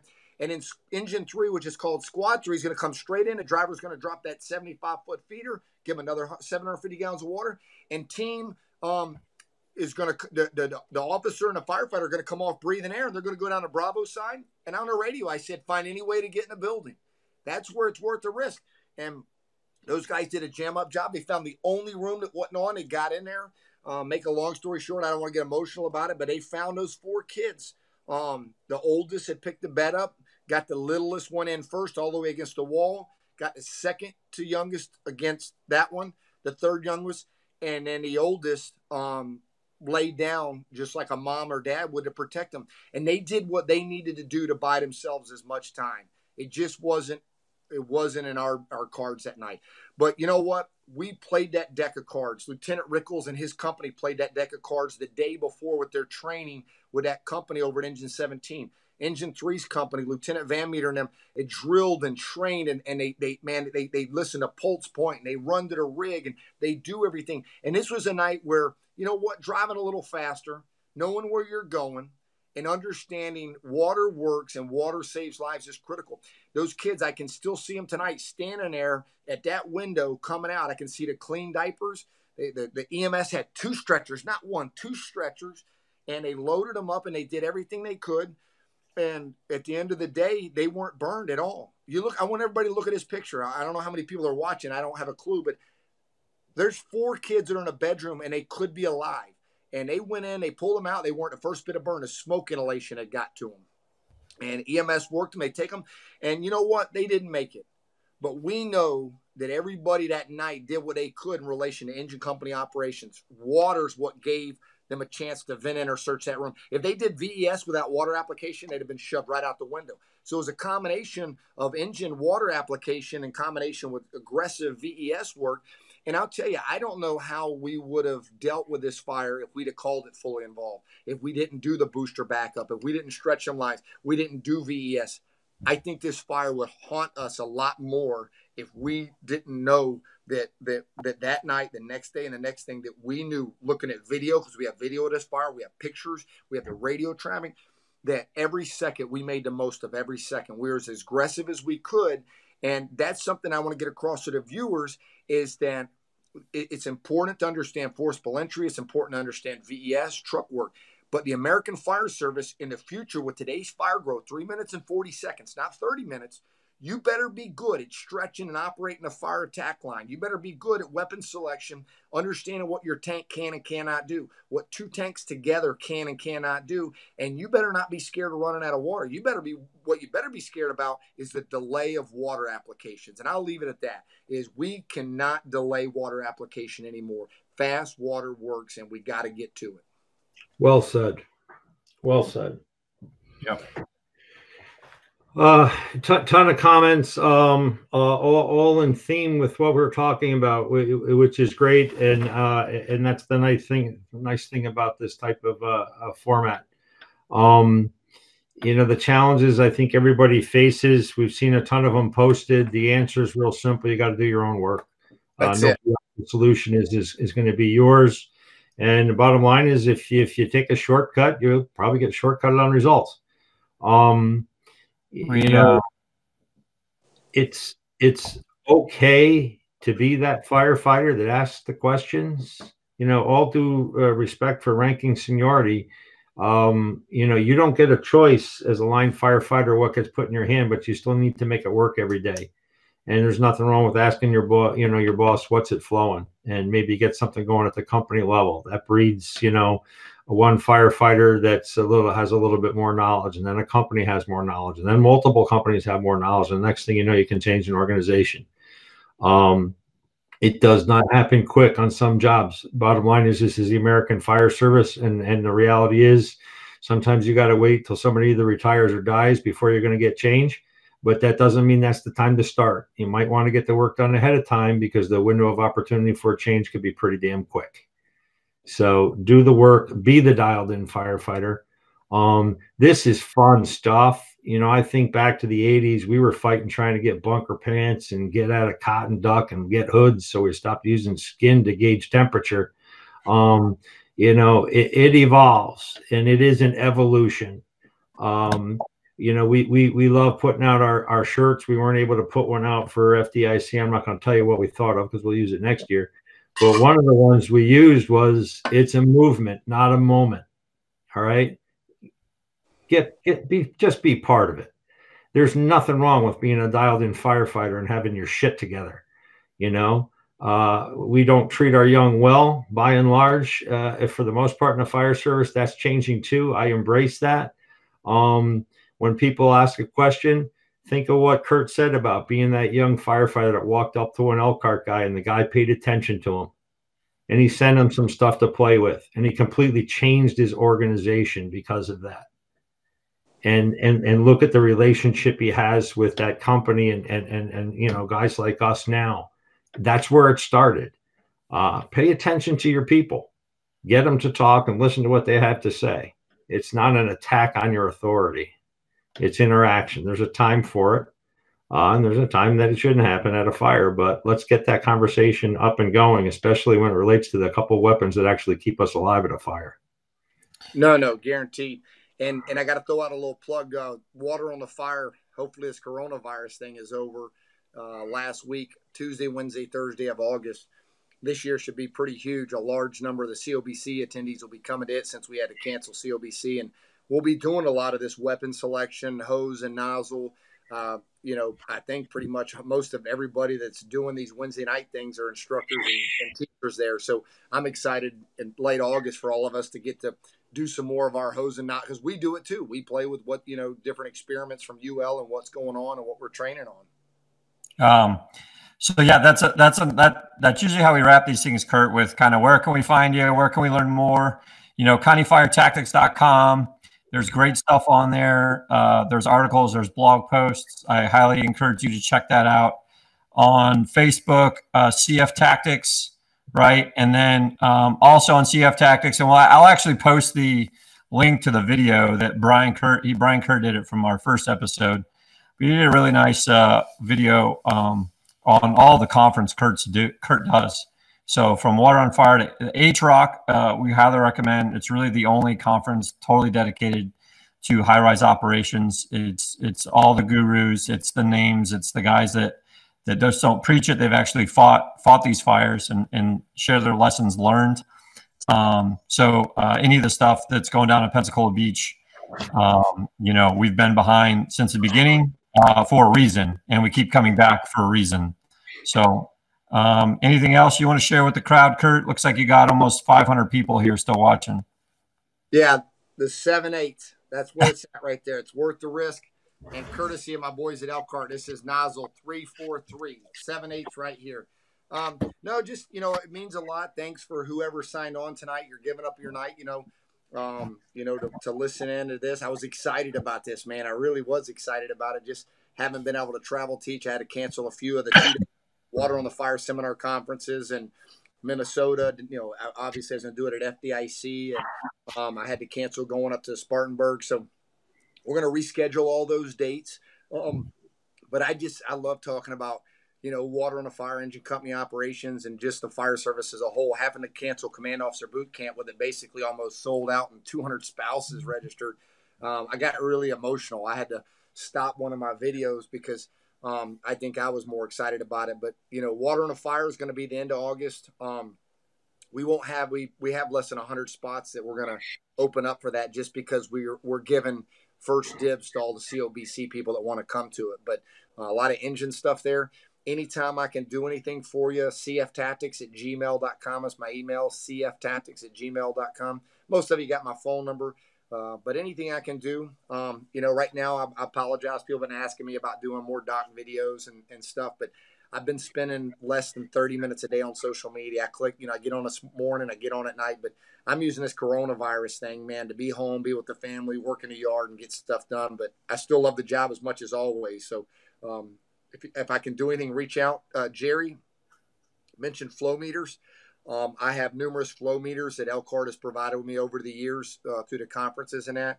And I tell anybody, man, if you live in the 850 Northwest Florida, South Alabama, I try to help Elkhart out because they only can get to so many people. You can borrow my stuff, you know, whether I ship it to you, you drive over. You know, I've sent them over to Mobile and Dothan and places like that. So anything I can do, any of my equipment, you know, I keep it at the CF Tactics warehouse. It's available to loan out, hose and nozzles. I just want a better fire service, a better water delivery package.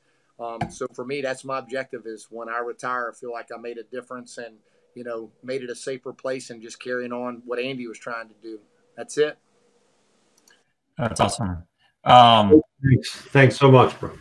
Yeah, thanks, Curt. So just to wrap here real quick, before I talk about our websites here, I just want to let everybody know we've got the next 3 weeks booked. So next week, Jerry Knapp will have on, kind of the godfather of air entrainment before UL, and anybody was talking about fog and smoothbore and how it can push air through a building. We're going to have him on talking about that. The following week, the godfather of standpipe, if you will, Dave McGrail, talking about standpipe operations. So bring all your questions for Dave. We're going to be all over the place on that one. And then just recently booked, I haven't put it on the Facebook page yet, I'll do it in the morning, is, just the godfather, Jeff Shoup, will be on 3 weeks from now, talking about engine company operations. So keep coming back. We appreciate you guys watching.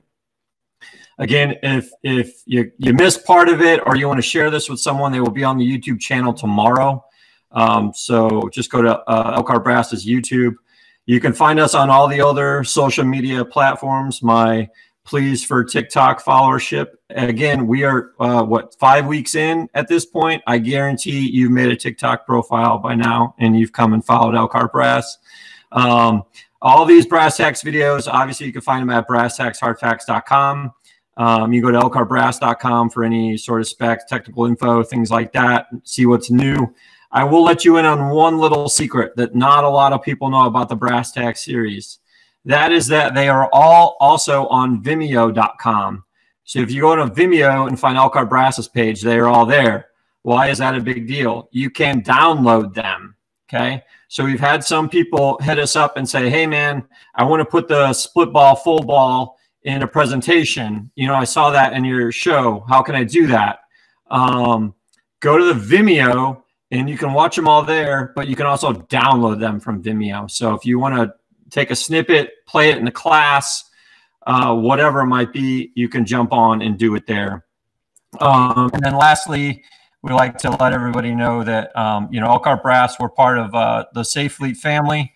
So the Safe Fleet Fire EMS and Industrial Group, those 4 brands within that group, that's us, FRC, Fire Research. So I guarantee you probably have some scene lighting or your pressure governor or throttle on your rig. Foam Pro if you're running foam. And ROM to do your roll-up doors. So if you're out speccing a rig, you want to see what's new, some great quality brands that have been in business for a long time, working together now. So you can check out safefleet.net/FEI. That's kind of our landing page to get you to where you have to go. So again, we went along again tonight. I really appreciate everybody tuning in, and check it out. And we will see you next week. Thanks again to Curt. Thanks to Jerry. And you all have a good evening.